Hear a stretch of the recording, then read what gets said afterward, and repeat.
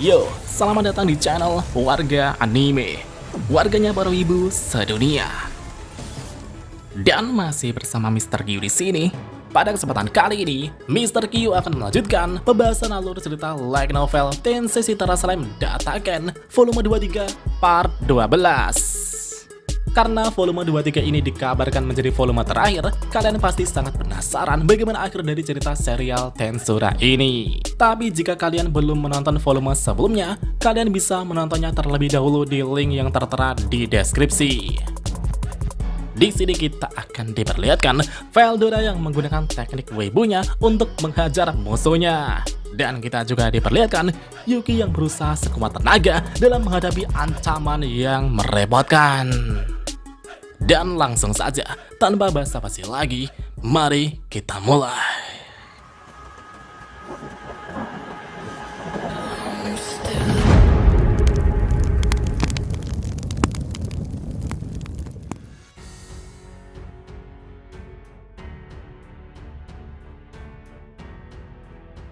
Jadi sebelumnya, Altima masih bertarung dengan Swim dengan begitu tengil. Tapi karena Altima sudah bosan, ia pun berniat mengakhiri pertarungan ini. Segera setelah itu, Altima kemudian melepaskan serangan beracunnya. Black Death Collapse, Limit, and... Itu adalah kutukan beracun yang ditembakkan secara bertahap hingga meresap ke dalam tubuh Swim yang sangat keras. Dan sesaat kemudian, tubuh Swim muncul bintik-bintik hitam di seluruh tubuhnya dan mulai membentuk sebuah pola yang berbentuk seperti bunga yang mekar di titik vitalnya. Itu adalah sinyal bahwa racun telah menyebar di seluruh tubuhnya. Altima yang melihat itu pun tidak melewatkan kesempatan ini dan mengaktifkan tekniknya. Headcore Destruction Core Break. Dan seketika itu juga, racun yang sudah menyebar dalam tubuh Swim itu pun berubah menjadi api hitam dan meledakkan energi yang sangat besar. Sampai pada akhirnya, Swim ditelan oleh Void yang diciptakan Altima. Swim yang tertelan oleh Void itu pun tak sempat memahami apa yang sedang terjadi. Sedangkan di medan perang bagian barat, Kakeashi dalam mode humanoidnya kini sedang mengamuk dan menyerang secara membabi buta. Bagi Kakeashi, semua yang ada di sini hanyalah mangsa. Sejujurnya, Kakeashi mendambakan pertarungan yang mendebarkan. Karena itulah ia kecewa dengan pertarungan ini. Di sana terlihat Shion, Gupta, dan Rangga yang sedang melawan Kakeashi. Sedangkan Kumara yang baru saja datang kini juga ikut membantu. Namun meskipun mereka bekerja sama, mereka terlalu lemah sehingga tidak bisa melukai Kakeashi sedikit pun. Kakeashi bahkan membiarkan dirinya terkena serangan langsung. Tapi sayangnya, rasa sakit yang ia harapkan tidak seperti yang ia harapkan. Gupta dan Rangga merasa tubuh Kakeashi sangat keras sehingga semua serangan tidak mempan. Akan tetapi, Shion masih pantang menyerah. Shion berkata, "Jangan menyerah, pasti ada cara untuk mengatasinya." Mereka kemudian mengubah strategi formasi dan menantang Kakeashi sekali lagi. Berbagai macam taktik serangan itu pun dilancarkan. Namun Kakeashi masih dapat dengan mudah membaca pergerakan mereka. Itu karena indera penciuman Kakeashi sangat tajam dan mampu memahami pergerakan energi magis dengan sempurna. Kakeashi pun mulai bosan dengan taktik yang mereka lakukan dan berniat menghabisi Shion dan yang lainnya dengan cepat. Beberapa serangan pun mulai dilepaskan Kakeashi. Akan tetapi, segalanya tidak berjalan sesuai keinginan Kakeashi. Gupta dan Shion dan yang lainnya masih mampu menghindari serangan Kakeashi. Meskipun Kakeashi berpikir bahwa mereka sangat lemah, tapi ternyata mereka ulet juga. Di sana terlihat Gupta dan Rangga fokus pada pertahanan daripada menyerang. Mereka terus bergerak untuk menghindari serangan dan mencari celah untuk menyerang balik. Sedangkan Kumara kini berperan sebagai penyerang. Meski serangan fisik Kumara tidak berdampak apapun, tapi serangan beracunnya dapat melumpuhkan dan menghambat pergerakan Kakeashi. Di satu sisi, Shion kini terus melepaskan tebasan brutalnya. Ia menggunakan serangannya sebagai pengalih perhatian untuk menciptakan celah bagi Gupta dan Rangga untuk menyerang. Shion juga mengincar momen ketika Kakeashi melemah akibat serangan beracun Kumara. Dan satu-satunya serangan yang menjengkelkan bagi Kakashi adalah tebasan pedang Sion yang terasa sedikit menyakitkan. Meskipun terasa rasa sakit, tapi itu masih belum mengancam bagi Kakashi. Tapi jika pertarungan ini berlanjut begini-begini saja, hanya masalah waktu saja bagi Sion dan yang lainnya untuk kehabisan stamina. Dan itulah kesempatan yang bagus bagi Kakashi untuk melibas mereka semua. Namun tiba-tiba seseorang telah datang di tengah-tengah pertarungan. Orang itu tertawa dan berkata, "Hahaha, aku telah datang, jadi serahkan semuanya kepadaku."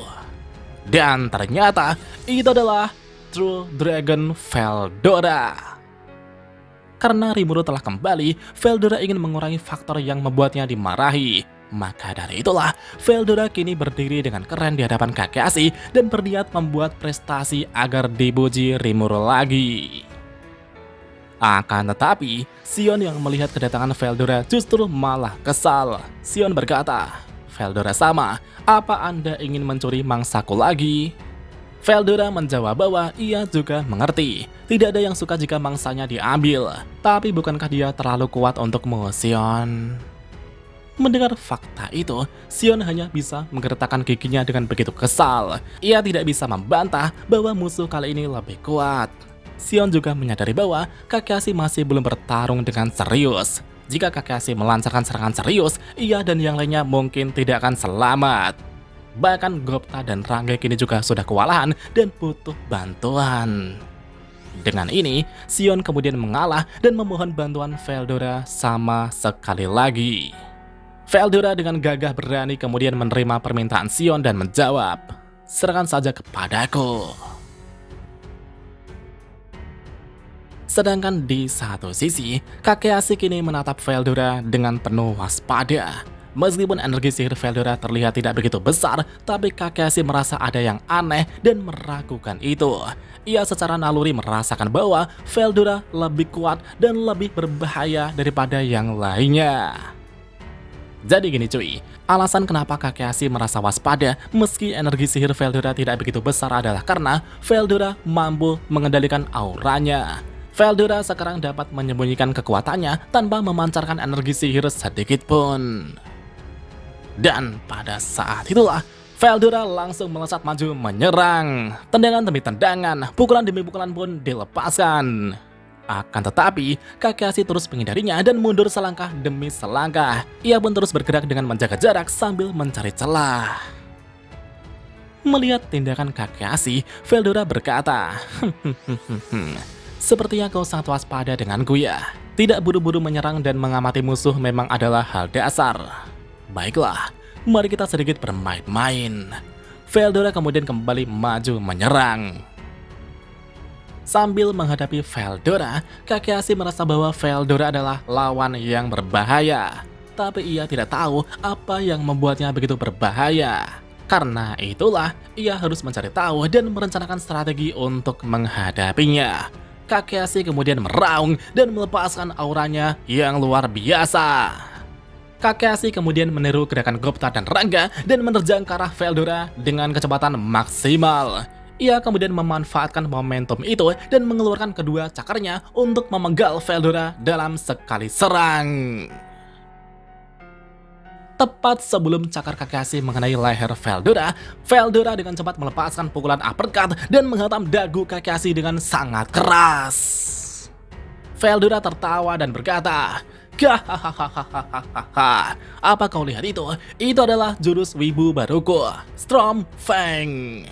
Itu adalah teknik yang memfokuskan kekuatan badai kehancuran pada tinjunya sehingga tinju itu mengandung kekuatan yang sangat besar. Di satu sisi, Kakashi kini telah terhempas dan merasakan rasa sakit yang luar biasa. Meskipun ia akan pulih seiring berjalannya waktu, tapi entah kenapa Kakashi merasa bingung. Padahal ia tidak pernah lengah dan selalu waspada pada Veldora. Tapi entah mengapa ia bisa lengah dan mendapat serangan telak. Bahkan saat tinju itu mengenai dirinya, Kakashi tiba-tiba melihat energi yang sangat besar pada tinju itu dan akhirnya mengenai dirinya. Itu artinya, lawan yang ia hadapi telah menyembunyikan kekuatan aslinya. Veldora yang menyembunyikan kekuatannya itu adalah musuh yang tidak dapat dipahami Kakashi. Kakashi pun diliputi kebingungan oleh rasa takut yang baru pertama kali ia rasakan. Ia kini merasakan rasa ketakutan pada sosok Veldora. Namun ia tidak berpikir untuk melarikan diri dan terus menghadapi Veldora apapun yang terjadi. Akan tetapi, itu adalah keputusan yang menentukan kekalahan Kakashi. Karena Veldora memiliki kekuatan yang jauh lebih tinggi dari Kakashi, Veldora pun dapat dengan mudah mengalahkan Kakashi.